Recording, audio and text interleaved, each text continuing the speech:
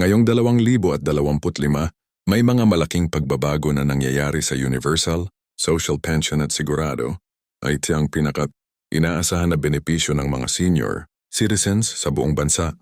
Kung ikaw ay isang senior na umaasa sa pension na sa mahalaga, na malaman mo kung anong mga pagbabago ang ipinatutupad ngayong taon at paano ka makikinabang dito. Bilang bahagi ng reforma sa pension system, ang gobyerno ay nagpaplano ng mga adjustments sa halaga ng social pension upang mas maging makatarungan at masakop ang mas maraming senior citizens. Pero tanong natin, paano ito makakaapekto sa iyo? Alamin kung paano ka magiging kwalipikado at kung magkano ang iyong matatanggap sa darating na Hulyo 15. Isang magandang balita ang hatid ng Universal Social Pension 2025 dahil higit pang seniors ang makikinabang sa tulong pinansyal mula sa gobyerno, pero may mga bagong requirements at criteria na kailangan mong sundin. Hindi lahat ng seniors ay otomatikong makikinabang, kaya't mahalaga na malaman kung ikaw ba ay pasok sa mga bagong patakaran. Isa sa mga major na pagbabago ay ang pagtaas ng mga benepisyo at ang paghigpit sa qualification process. May mga seniors na dati hindi kwalipikado, ngunit ngayon dahil sa mga bagong guidelines, may chance na ring makuha ang social pension. Ang tanong, ikaw ba ay isa sa mga senior na kasali sa mga benepisyong ito, pero kung hindi pa, may mga steps na kailangan mong sundan upang mag-apply? Ang halaga ng iyong matatanggap ay nakadepende sa ilang factors tulad ng iyong edad at ang mga kriteria na tinukoy ng gobyerno. Huwag mag-alala, bibigyan kita ng mga detalyadong impormasyon sa kung paano makuha ang iyong social pension and kung paano ang proseso ng aplikasyon. Ang pagbabago na ito ay isang hakbang para matulungan ang mga senior citizens, kaya siguraduhin na hindi mo palampasin ang oportunidad sa darating na Hulyo 15. Maghanda ka na. Kailangan mong maging handa. Kaya't samahan mo akong alamin kung ikaw ba ay makikinabang at kung magkano ang maaari mong matanggap. Ang tamang impormasyon ay susi sa pagkakaroon ng karagdagang ayuda, kaya't panoorin ang video na ito para sa mga detalyadong updates. Sa pagsisimula ng 2025, maraming senior citizens sa Pilipinas ang naghihintay ng magandang balita tungkol sa mga pagbabago sa kanilang mga benepisyo, particular na sa Universal Social Pension. Alam mo ba na ngayon ay mas maraming senior citizens ang magiging kwalipikado para dito at may mga pagbabago sa kung paano ito makukuha? Kung ikaw ay isa sa mga seniors na umaasa sa tulong ng gobyerno o kung ikaw ay may mga kaibigan o pamilya na senior citizens, napakahalaga na makuha mo ang tamang impormasyon tungkol sa Universal Social Pension 2025. Kung naghahanap ka ng mga pagbabago o mga update sa sistema ng social pension narito ang mga detalye na dapat mong malaman. Sa kabila ng mga pagpapabuti na ginagawa ng gobyerno sa mga benepisyo, may mga tamang hakbang na dapat sundin para maging kwalipikado at makuha ang mga benepisyong ito. Maraming seniors ang hindi alam kung paano sila magiging bahagi ng mga pagbabago o kung paano nila masisiguro na makakakuha sila ng dagdag na tulong pinansyal sa pamamagitan ng Universal Social Pension. Kaya naman, mahalaga na maglaan tayo ng oras upang alamin ang lahat ng detalye bago dumating ang Hulyo 15, ang araw kung kailan ang mga pagbabago sa pension system ay magiging opisyal. Sa ilalim ng Universal Social Pension 2025, isang malaking hakbang ang ginawa ng gobyerno upang mapalawak ang mga benepisyo at matulungan ang mas maraming senior citizens. Hanggang sa ngayon, may mga seniors na hindi pa nakikinabang sa mga benepisyong ito. May mga dahilan kung bakit hindi sila kwalipikado at hindi lahat ng mga senior citizen ay otomatikong nakakakuha ng mga benepisyo. Kaya't isang malaking katanungan na ang ikasali ba ako sa mga pagbabagong ito? Bilang isang senior citizen, isa sa pinakamahalagang impormasyon na dapat mong malaman ay kung paano ma-verify kung ikaw ay pasok sa mga bagong guidelines ng gobyerno, hindi tulad ng nakaraan kung saan hindi malinaw ang mga patakaran at proseso.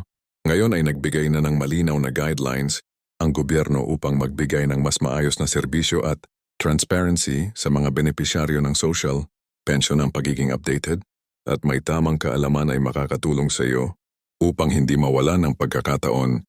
Isa sa mga pinakamahalagang aspeto ng mga pagbabago ay ang pagpapalaki ng halaga ng mga benepisyo. Kung dati ay may mga seniors na hindi sapat ang natatanggap, Ngayon ay may asa silang makakuha ng mas mataas na halaga.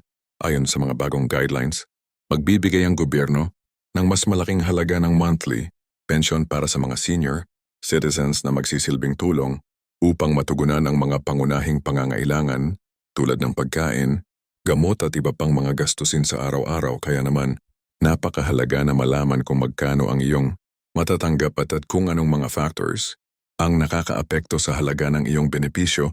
Bilang halimbawa, kung ikaw ay isang senior citizen na may edad 80 pataas, may mga pagkakataon na tataas ang halaga ng iyong pension. Ang iyong monthly pension ay depende sa ilang mga kondisyon tulad ng iyong income, ang iyong status, ng pagkakaroon ng iba pang benepisyo mula sa gobyerno o ng iyong mga naging kontribusyon sa nakaraan. Kung ikaw ay may mga anak o pamilya na may mga contributory records na F, maaaring makatulong ito upang mapataas ang iyong benepisyo.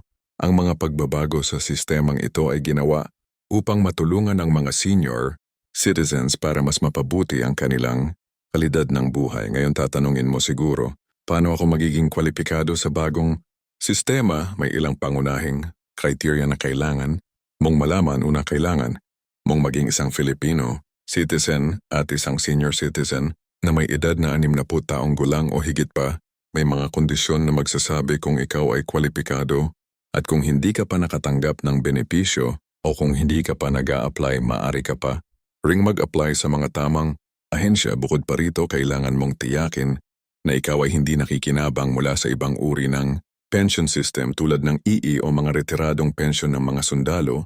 Ang gobyerno ay nagbibigay lamang ng isang pension para sa bawat senior citizen at ang pagiging kwalipikado sa Universal Social Pension ay nangangailangan ng pagsusuri para sa mga seniors na may mga limitasyon sa kanilang kakayahan tulad ng mga may kapansanan o mga wala ng trabaho. Ang proseso ng aplikasyon ay magiging mas madali. Ang gobyerno ay nagsasagawa ng mga outreach programs upang masiguro na lahat ng kwalipikadong seniors ay hindi maiiwan. Dito ang mga seniors na may matinding pangangailangan ay bibigyan ng priority upang matulungan sila sa kanilang mga pangangailangan. At gayon din ang mga hindi kayang maglakbay o makapunta sa mga designated pension centers ay bibigyan ng alternatibong paraan upang makuha ang kanilang mga benepisyo.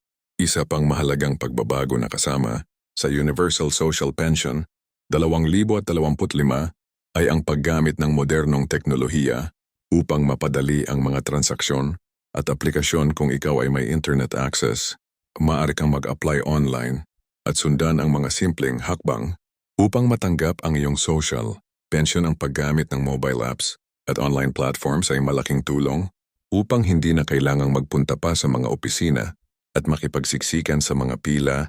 Gayunpaman, para sa mga seniors na hindi komportable sa teknolohiya, may mga assistant na itinalaga ang gobyerno upang tulungan kayo sa pagproseso ng inyong aplikasyon. Ang layunin nito ay matulungan ang lahat ng seniors mula sa mga tech-savvy hanggang sa mga hindi masyadong pamilyar sa paggamit ng gadgets. Habang patuloy ang mga pagbabago sa pension system, mahalaga rin na malaman ang mga petsa at deadlines para sa aplikasyon. Kung hindi ka pa nakapag-apply, maaari kang magsimula sa pagkuha ng mga kinakailangang dokumento at siguruhin kumpleto ang iyong requirements. Sa darating na Hulyo 15, magsisimula na ang mga bagong pagbabago, kaya't maghanda na at alamin kung ano ang mga hakbang na kailangan mong sundin. Huwag mag-alala dahil bibigyan ka namin ng step-by-step na gabay upang makuha mo ang iyong social pension ng mabilis at maayos. Dahil sa mga pagpapabuti sa sistemang ito, hindi lamang ang mga senior citizens ang makikinabang, kundi pati na rin ang kanilang mga pamilya. Ang pagkakaroon ng sapat na suporta mula sa gobyerno ay makakatulong sa pagtugon sa mga pangangailangan ng pamilya, lalo na sa mga oras ng krisis. Ang mga senior citizens na may maayos na kita mula sa kanilang pensyon ay makakapagbigay ng mas magandang suporta sa kanilang mga anak, apo at iba pang mga mahal sa buhay. Kung ikaw ay isa sa mga kwalipikadong seniors, malaking tulong ang mga pagbabagong ito sa iyong araw na pamumuhay. Mahalaga rin na maging bahagi ka ng mga programang inilunsad ng mga lokal na pamahalaan upang mas mapadali ang proseso ng aplikasyon. May mga community-based initiatives na tumutulong sa mga seniors upang matulungan silang mag-apply at makuha ang kanilang mga benepisyo. Kung ikaw ay may mga kaibigan o kapitbahay na senior citizens, siguraduhin mong ipaalam sa kanila ang mga pagbabagong ito at hikayatin silang mag-apply upang hindi nila mawalan ng pagkakataon sa pagtatapos ng ating pagtalakay sa Universal Social Pension 2025. Makikita natin na ang mga pagbabago ay hindi lamang para sa mga senior citizens kundi para sa buong komunidad. Ang mas mataas na pension at mas pinadaling proseso ay makakatulong sa bawat isa na magkaroon ng mas